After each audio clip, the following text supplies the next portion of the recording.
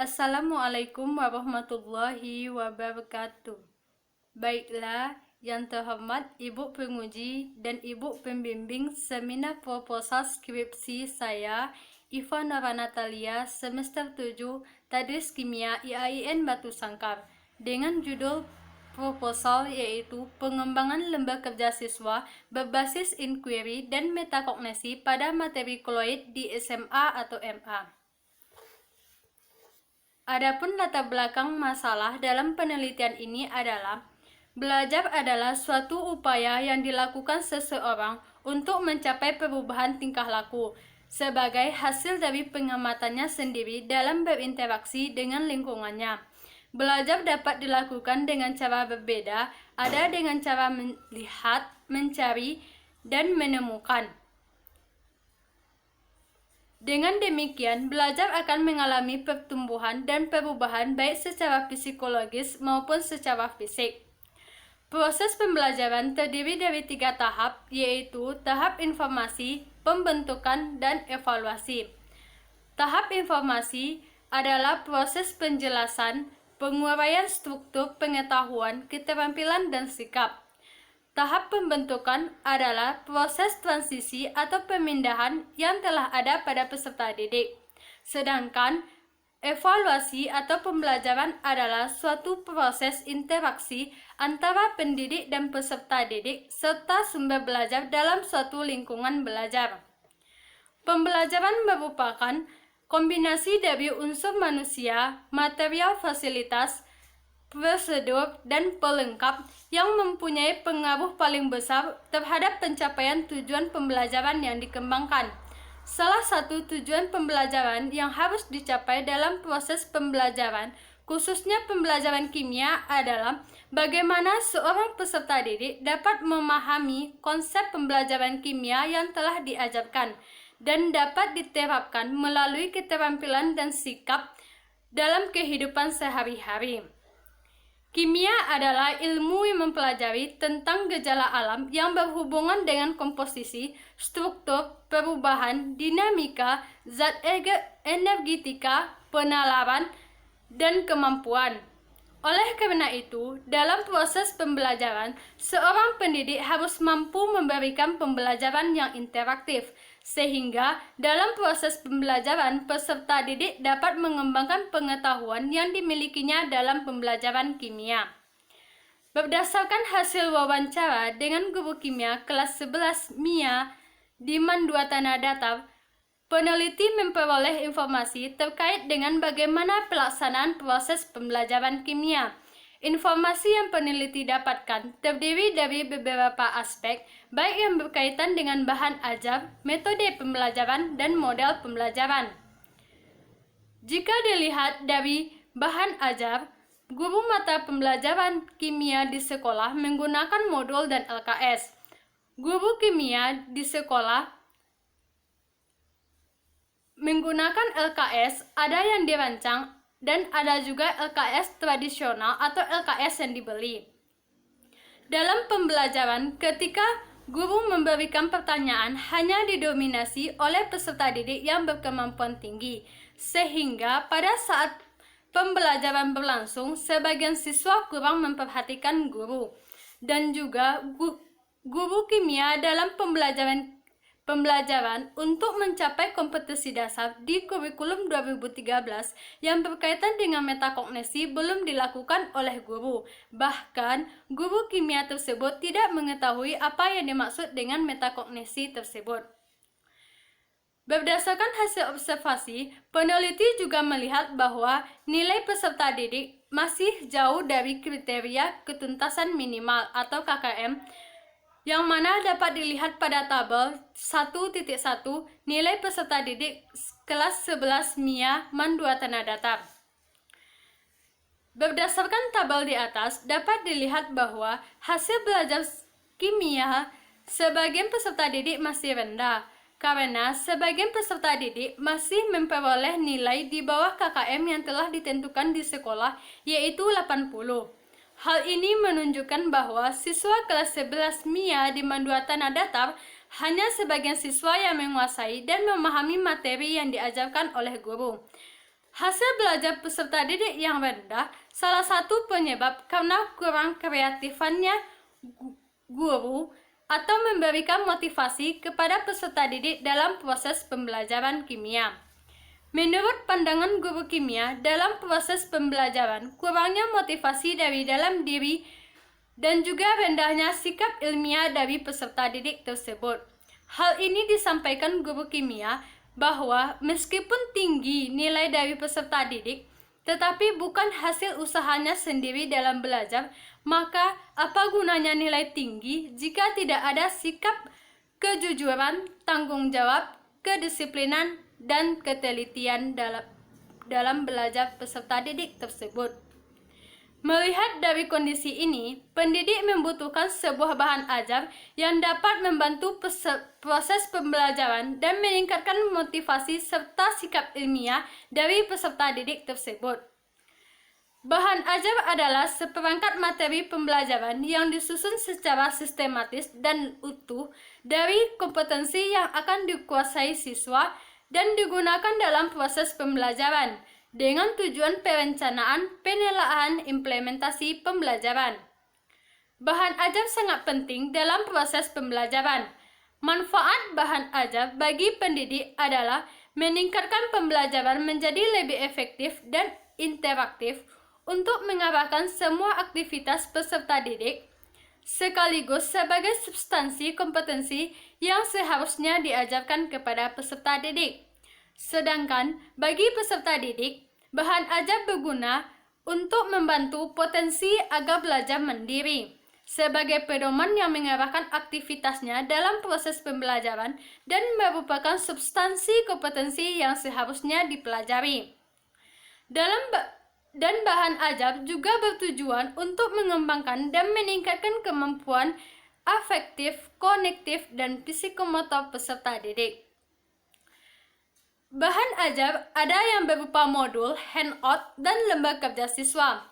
Modul memiliki karakteristik yang terdiri dari bermacam-macam bahan tertulis yang digunakan untuk belajar mandiri. Sedangkan handout memiliki karakteristik yaitu berupa bahan ajar yang dapat memberikan informasi kepada siswa. Handout biasanya berhubungan dengan materi yang akan diajarkan. Di dalam handout terdiri dari materi, tabel, diagram, peta, dan materi tambahan lainnya. Sedangkan lembar kerja siswa memiliki karakteristik yaitu biasanya di dalam lembar kerja siswa terdapat lembar kasus, daftar bacaan, lembar praktikum, lembar pengarahan proyek lainnya. Berdasarkan jenis-jenis bahan ajar di atas, maka bahan ajar yang dapat dikembangkan adalah lembar kerja siswa. Lembar kerja siswa adalah bahan ajar cetak berupa lembar-lembar kertas yang berisi materi, ringkasan, dan petunjuk-petunjuk pelaksanaan tugas pembelajaran yang seharusnya dikerjakan oleh siswa yang mengacu pada kompetensi yang harus dicapai. LKS mengubah pembelajaran dari teacher center menjadi student center, sehingga pembelajaran menjadi efektif dan materi dapat tersampaikan. Penggunaan LKS mempunyai tujuan dan manfaat sebagai berikut. Yang pertama yaitu mengaktifkan peserta didik dalam proses pembelajaran. Yang kedua, membantu peserta didik dalam mengembangkan konsep. Yang ketiga, sebagai pedoman bagi pendidik dan peserta didik dalam melaksanakan pembelajaran. Yang keempat, membantu peserta didik dalam menambah informasi tentang konsep yang dipelajari melalui kegiatan belajar secara sistematis. Kelebihan dari penggunaan LKS bisa dipelajari di mana saja, lebih mudah dan diperoleh dengan harga terjangkau. Informasi di dalamnya mudah diakses, tidak membutuhkan alat khusus dalam penggunaannya. Kualitas penyampaian LKS dilengkapi dengan kata-kata, gambar, dan lembar tugas. Dengan demikian, penggunaan LKS diharapkan dapat meningkatkan keberhasilan belajar dan membuat peserta didik lebih aktif dan efisien dalam belajar. Namun kenyataannya, peserta didik dalam proses pembelajaran masih terlihat monoton, sehingga diperlukan suatu kombinasi agar proses pembelajaran lebih bermakna dan peserta didik aktif dalam menyelesaikan setiap soal permasalahan yang diberikan oleh pengajar atau pendidik. Salah satu upaya agar pembelajaran pada peserta didik dapat memecahkan permasalahan yaitu dengan menggunakan model pembelajaran inquiry. Model pembelajaran inquiry merupakan salah satu model pembelajaran yang berorientasi pada pembelajaran berpusat kepada siswa atau student center. Pembelajaran inquiry adalah suatu rangkaian kegiatan pembelajaran yang menekankan kepada peserta didik untuk mencari dan menyelidiki sendiri jawaban terhadap suatu permasalahan yang dipertanyakan secara sistematis, kritis, logis, analitis dengan penuh percaya diri. Dalam melaksanakan pembelajaran berbasis inquiry, ada beberapa langkah yang harus dipenuhi, yaitu tahap orientasi, merumuskan masalah, mengajukan hipotesis, mengumpulkan data, menguji hipotesis, dan merumuskan kesimpulan. Adapun tujuan utama pembelajaran inquiry adalah untuk dapat mengembangkan disiplin intelektual dan keterampilan berpikir secara sistematis, logis, dan kritis dengan memberikan pertanyaan-pertanyaan dan mendapatkan jawaban dari hasil penemuannya, serta juga mengembangkan nilai dan sikap berpikir secara ilmiah. Dengan demikian, dalam inquiry, peserta didik tidak hanya dituntut untuk menguasai materi, akan tetapi bagaimana mereka dapat menggunakan potensi yang dimilikinya. Oleh karena itu, kesadaran akan potensi yang dimilikinya atau pengetahuan yang dimilikinya terhadap proses dan hasil berpikirnya maka disebut dengan kemampuan metakognisi.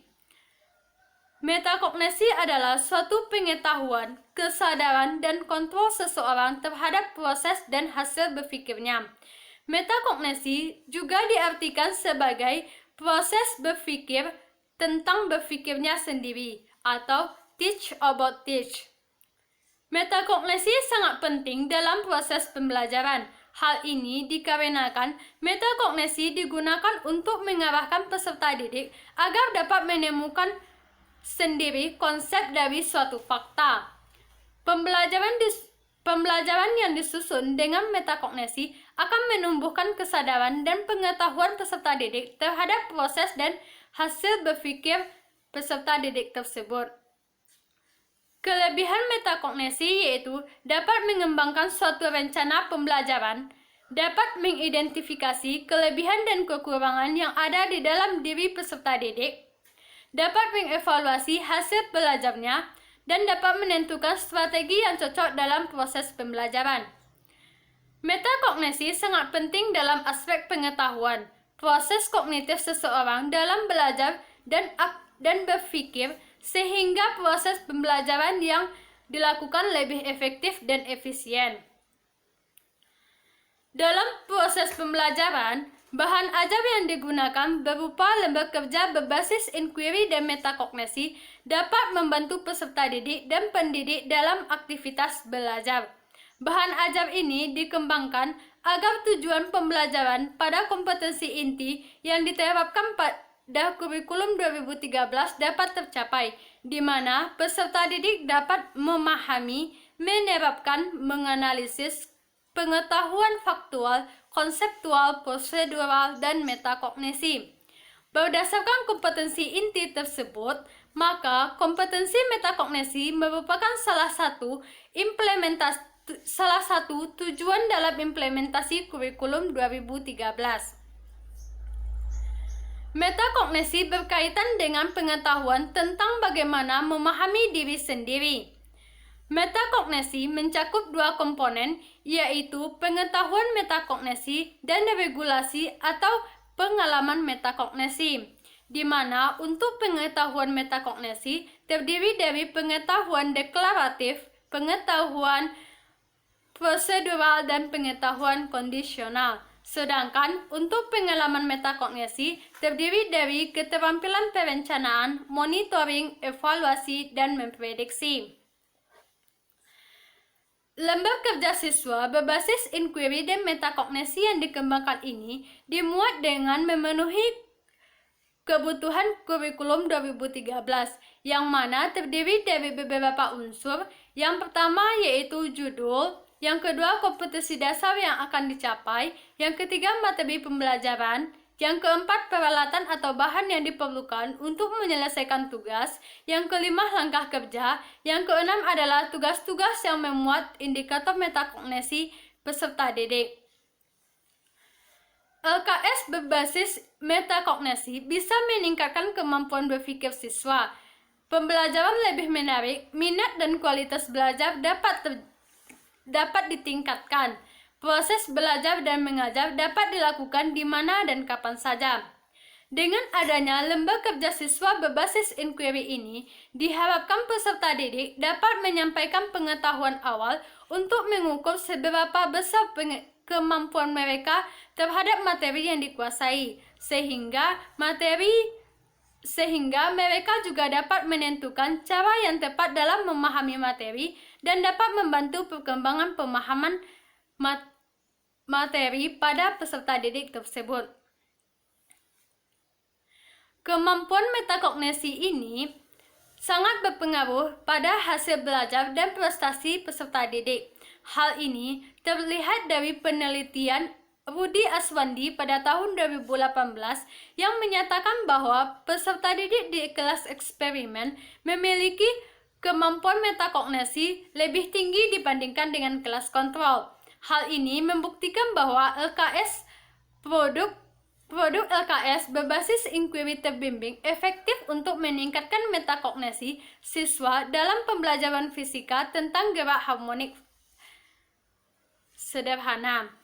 Dan juga pada penelitian Sundaniawati Savitri pada tahun 2015 menyimpulkan bahwa LKS berbasis metakognisi pada materi laju reaksi yang dilakukan dengan angket respons siswa memenuhi kriteria yang sangat baik. Hal ini membuktikan bahwa LKS berbasis metakognisi sangat baik atau layak untuk dikembangkan dalam proses pembelajaran. Berdasarkan uraian di atas, maka peneliti tertarik untuk melakukan penelitian dengan judul Pengembangan Lembar Kerja Siswa Berbasis Inquiry dan Metakognisi pada Materi Koloid di SMA atau MA.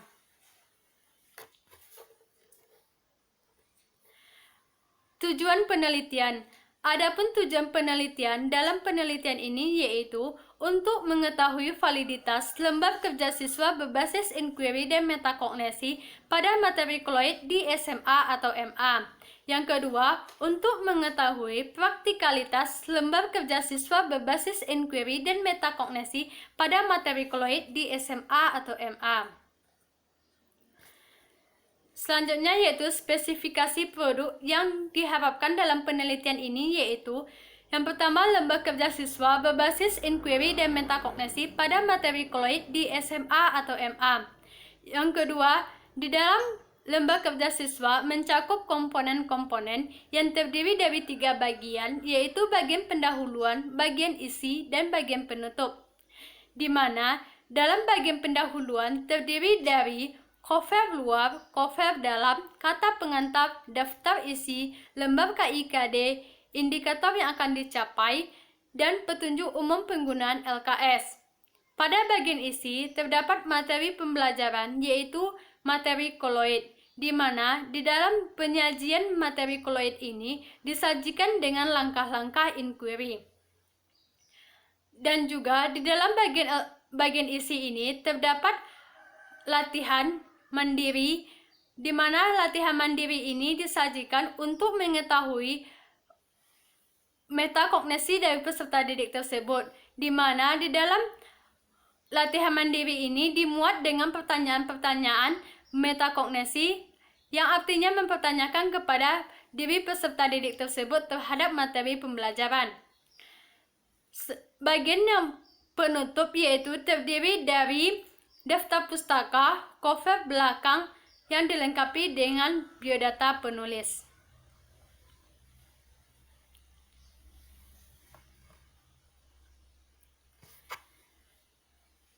Metode pengembangan. Dalam penelitian ini, peneliti menggunakan penelitian dan pengembangan atau dikenal dengan Research and Development atau R&D merupakan suatu metode yang digunakan untuk memperoleh suatu produk dan menguji keefektifan produk tersebut. Adapun produk yang dikembangkan yaitu lembar kerja siswa berbasis inquiry dan metakognisi pada materi koloid di SMA atau MA yang valid dan praktis. Model pengembangan dalam penelitian ini yaitu menggunakan model pengembangan 4D yang terdiri atas define, design, develop, dan disseminate. Dalam penelitian ini, karena keterbatasan biaya dan waktu, maka penelitian ini dibatasi hanya pada tahap pengembangan atau develop. Selanjutnya yaitu prosedur pengembangan. Yang pertama yaitu tahap pendefinisian atau define, di mana tahap ini dilakukan untuk mendapatkan informasi tentang apa yang dibutuhkan peserta didik dalam proses pembelajaran. Adapun caranya yaitu yang pertama tahap analisis muka belakang. Tahap analisis muka belakang ini bertujuan untuk mengetahui fenomena atau kondisi yang ada di lapangan. Adapun langkah-langkahnya yaitu dilakukan wawancara dengan guru kimia kelas 11. Hal ini dilakukan untuk mengetahui kondisi masalah yang dihadapi di sekolah, baik yang berkaitan dengan pendidik maupun oleh peserta didik. Yang kedua yaitu analisis kebutuhan siswa, yaitu dilakukan dengan tujuan untuk mengetahui bagaimana karakteristik siswa, kemampuan, motivasi, dan hambatan yang dihadapi, serta gaya belajar peserta didik tersebut dalam pembelajaran kimia.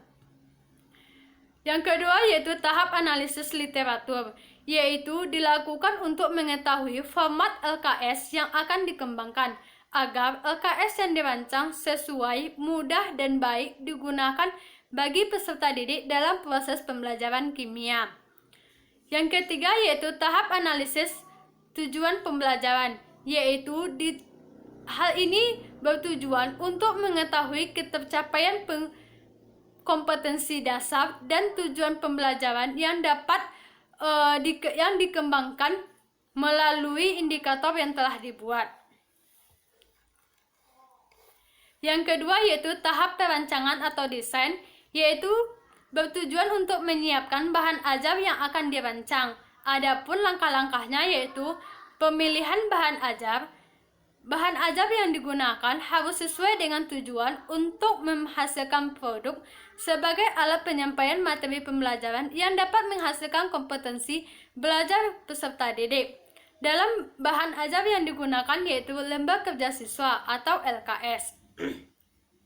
Yang kedua yaitu pemilihan format, yaitu format LKS berbasis inquiry dan metakognisi meliputi cover, kata pengantar, daftar isi, lembar KIKD, indikator pencapaian, petunjuk penggunaan umum LKS, bagian isi, daftar pustaka, dan cover belakang.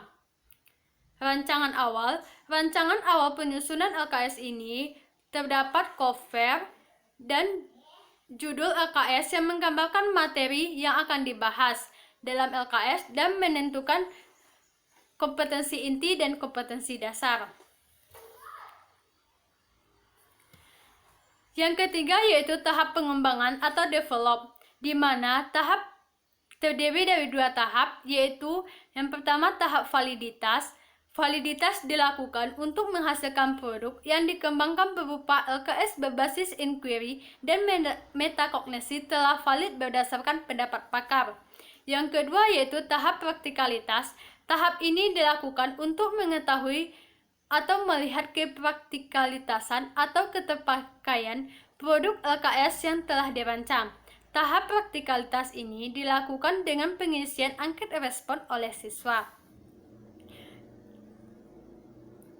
Subjek uji coba, LKS berbasis inquiry dan metakognisi diuji cobakan pada peserta didik kelas 11 MIA MAN 2 Tanah Datar. Jenis data dalam penelitian ini yaitu berupa kualitatif dan kuantitatif, di mana data kuantitatif yaitu data yang didapatkan dari hasil validasi LKS berbasis inquiry dan metakognisi yang dilakukan oleh validator. Data praktikalitas dari pendidik dan peserta didik yang didapatkan dari evaluasi peserta didik melalui lembar angket praktikalitas LKS berbasis inquiry dan metakognisi. Sedangkan data kualitatif didapatkan dari hasil observasi dan wawancara dengan guru kimia, hasil analisis LKS dan analisis kebutuhan siswa, serta saran dan masukan dari validator mengenai LKS berbasis inquiry dan metakognisi yang dikembangkan. Instrumen penelitian. Yang pertama yaitu validitas, lembar validitas LKS berbasis inquiry dan metakognisi. LKS ini divalidasi oleh validator sehingga dapat diketahui apakah LKS berbasis inquiry dan metakognisi yang dirancang valid atau tidak. Yang kedua, praktikalitas. Instrumen yang peneliti lakukan untuk mengetahui praktikalitas dalam penelitian LKS berbasis inquiry dan metakognisi yaitu dengan memberikan sebuah angket kepada siswa. Selanjutnya yaitu teknik analisis data. Teknik analisis data ini digunakan untuk mengetahui hasil dari penelitian. Adapun yang pertama yaitu analisis validasi. Data hasil validasi dikumpulkan kemudian ditabulasi dalam persentase dengan rumus P sama dengan sigma skor per item per skor maksimal dikali 100. Hasil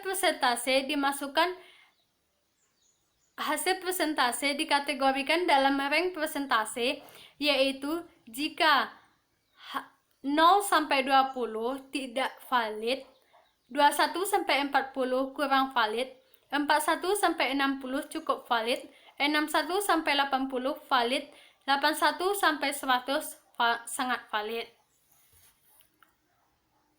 Analisis praktikalitas yaitu dilakukan dengan cara mengumpulkan angket respon praktikalitas, kemudian data ditabulasi dan dimasukkan dalam pencarian persentase praktikalitas dengan rumus sigma P sama dengan sigma skor per item per skor maksimal dikali 100%.